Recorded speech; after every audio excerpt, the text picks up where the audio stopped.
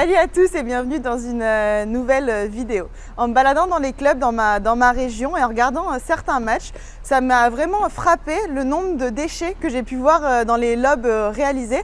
Des fois je vois des lobes qui s'envolent et très souvent ce que j'ai vu c'est des lobes très courts, des lobes ratés qui impliquent en général le match gagnant de l'adversaire.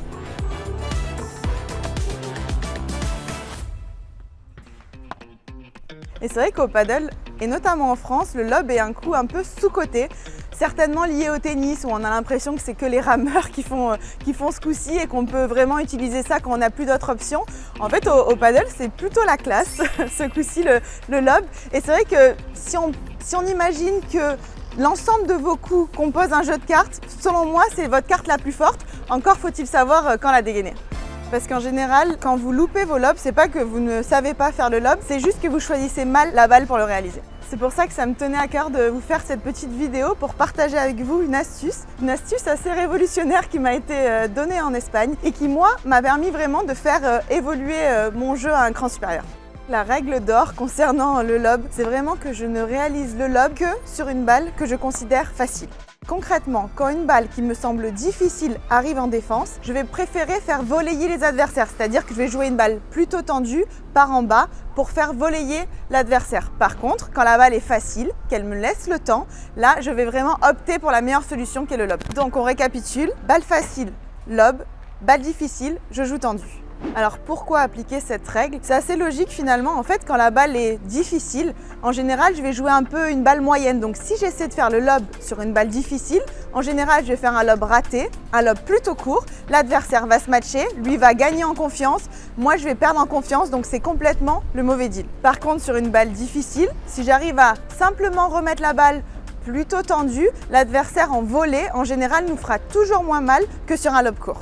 Après, il faut comprendre que suivant votre niveau de paddle, les balles que vous considérez faciles peuvent évoluer. Ça va évoluer aussi dans le temps. En général, quand on vient de commencer le paddle, les balles sans la vitre, avec un rebond simple, en coup droit et en revers, ça pose pas trop de problèmes. On peut donc jouer le lob. Et petit à petit, quand on évolue, avec la vitre, on se sent de plus en plus à l'aise.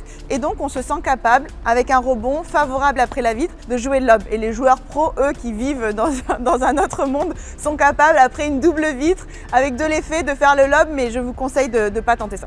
En fait, chacun doit se connaître un peu, savoir ses qualités, ses défauts. Par exemple, il y a des gens qui sont moins à l'aise en revers, donc peut-être pas faire le lob de ce côté-là. Il y a des gens qui sont plus à l'aise avec la vitre, d'autres sans la vitre. Donc c'est vraiment, chacun se connaît. Mais moi, des fois, on me dit comment j'arrive à savoir vraiment si cette balle est facile ou pas. Vous savez quand cette balle elle arrive, quand dans votre tête, à un moment donné, vous dites « oh oh », c'est que c'est non.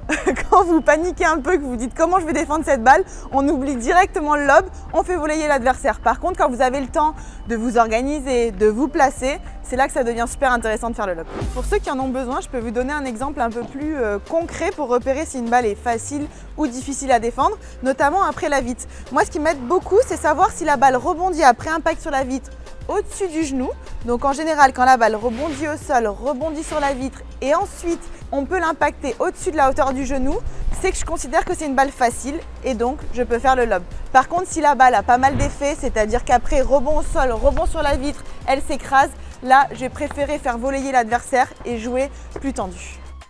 C'est vrai qu'une des erreurs principales que je constate, c'est quand les joueurs amateurs ont une balle plutôt facile, une balle tranquille, on va dire, en coup droit par exemple, assez facile, ils ont envie de faire un passing shot, ils ont envie de jouer très fort au corps, d'envoyer une cartouche. Je trouve que c'est pas la bonne solution. En général, dans un point, on va pas avoir tant d'opportunités de balles faciles. Quand on a une opportunité, ne pas oublier de faire le lob parce qu'au paddle, les points se gagnent depuis le filet. Donc la première chose, c'est d'arriver à prendre le filet et la façon la plus facile de prendre le filet, c'est de jouer le lob. Et notamment, je sais pas si c'est votre cas, mais quand on progresse en niveau, quand on joue contre des adversaires de plus en plus forts, en général, ils volleyent de mieux en mieux. Donc vraiment, l'opportunité pour avoir une balle facile pour jouer le lob se produit très peu. Plus le niveau augmente, moins on a d'opportunités de le faire, donc ne surtout pas louper l'opportunité. Voilà un peu l'ensemble des petits conseils que je peux vous donner pour faire le bon choix au moment de faire le lob. Et puis plus concrètement, si je voulais partager une dernière information avec vous, moi c'est vrai que des fois quand je commence un match, une partie officielle, souvent je suis un peu stressée.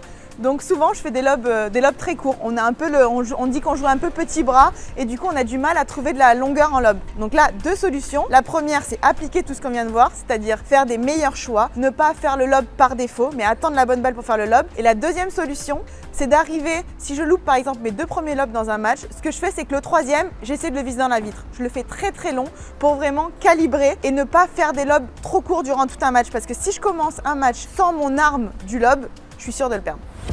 Merci à tous pour votre attention. J'espère que cette vidéo vous aura plu. C'était ma toute première vidéo tactique. Dites-moi si vous avez d'autres petites questions tactiques auxquelles vous voulez que je réponde. En tout cas, merci 1000 fois de me suivre. N'hésitez pas à mettre un petit commentaire, un petit like parce que ça nous aide énormément. Et je vous dis à très bientôt pour une prochaine vidéo.